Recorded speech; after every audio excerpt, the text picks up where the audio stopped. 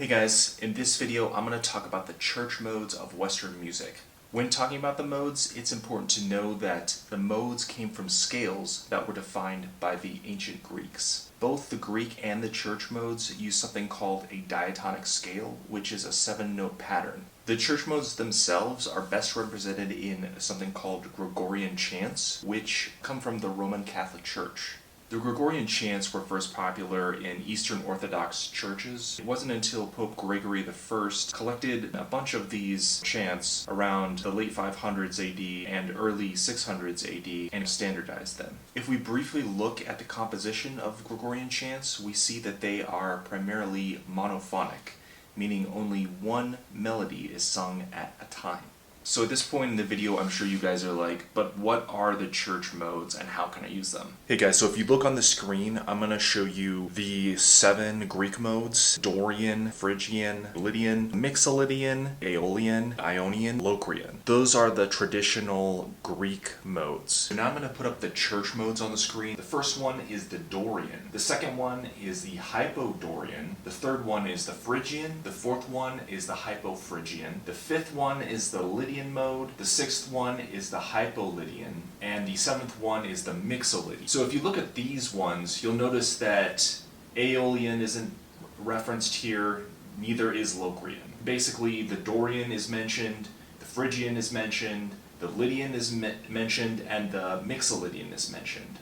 And this is kind of interesting. So if you look at this second one, the second one that says Hypodorian, that actually is the Aeolian mode in the Greek modes. If you look at the fourth mode, the Hypophrygian, that is actually the Locrian mode in the Greek modes. And if you look at the Hypolydian mode, that mode is the Ionian. So the Hypolydian mode is the Ionian mode in the Greek modes. So now I'm going to show you what the modes sound like, just so you can get a feel. And I'm going to play it from the Greek mode standpoint. So when you hear me talk about, hey, this is this mode and this is this other mode, I'm going to be talking about it from the Greek mode perspective. So I'm going to show you the different Greek modes, just so you can get a feel for them, just so you can see what they look like on the piano. So I'm going to play through them. We'll start from the top. The first one, the first Greek mode, is the Ionian mode, and it looks like this. That's the Ionian mode. If you guys are listening to that and you're like, that sounds familiar, well, so the Ionian mode is actually the major scale. And since I'm playing in C, that was the C major scale. So let me play that again for you. So that's the C major scale. That's the Ionian Greek mode. The next mode is the Dorian mode. To play that, we just go up a whole step above this C here. So we go up to this D. The Dorian mode sounds like this. And if you'll notice, the Dorian mode is still all the white keys. I didn't play any of the black keys. It's still the white keys, but it started on the second note of the C major scale. Interesting, right? Now the next mode then is the Phrygian mode. So the Phrygian mode starts on the third note of the major scale. It sounds like this. What's very interesting about that is the character of the Phrygian mode is it has this sort of minor second quality in it. And when I say minor second, I just mean it's a half step. So the minor second is here from this C to this F. The next mode is the Lydian mode, and that starts on the fourth note of the major scale. And it sounds like this. So that's the Lydian mode. Next, I will play the mode that starts on the fifth note of the major scale. That's the Mixolydian mode. It sounds like this. Now we'll play the Aeolian mode, which starts on the sixth note of the major scale. It sounds like this. So if we look at that mode, the mode that starts on the sixth note of the major scale, the Aeolian mode is actually the natural minor scale. You could think of it, since we started on this A, basically as just A minor.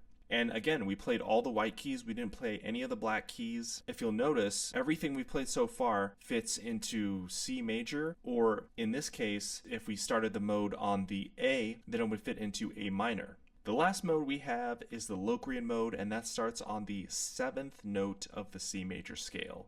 and it sounds like this. So that was the Locrian mode.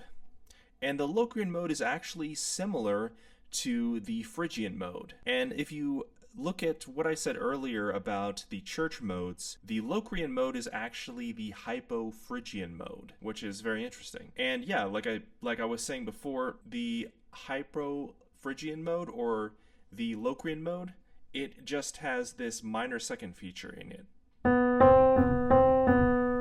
Same with the Phrygian. So both the Phrygian and the Locrian mode, they have a minor second as the first two notes. So that's it for the modes.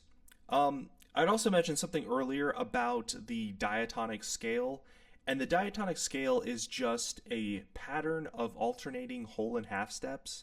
So if we look at just the first mode again, which is basically the major scale, and since we started on C, we can just call it the C major scale. It looks like this again. That's the C major scale. That's also a diatonic pattern. And that's it with the diatonic scale and the Greek modes. So the Gregorian chants, starting from about 500 all the way up until the Renaissance period of about 1560s, mostly the chants were monophonic, which means that only one melody was sung at a time. This isn't to say that not all of Western music was monophonic. Actually, polyphony in Western music started around the 9th century and progressed all the way up into what we have today. But that being said, only within the Catholic Church, the chants were allowed to be monophonic. In the 12th and 13th centuries, polyphony was introduced into the church, into the Mass. It wasn't universally accepted.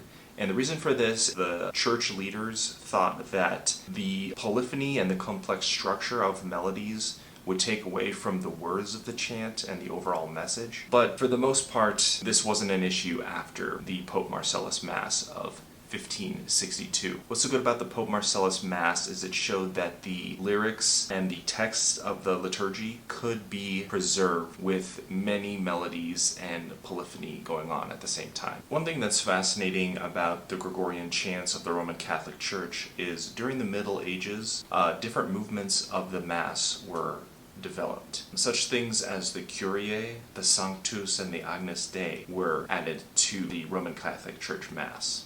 When we think of the Requiem Mass of Amadeus Mozart, we see that he has different movements in there that are taken from the Mass, such as the Kyrie.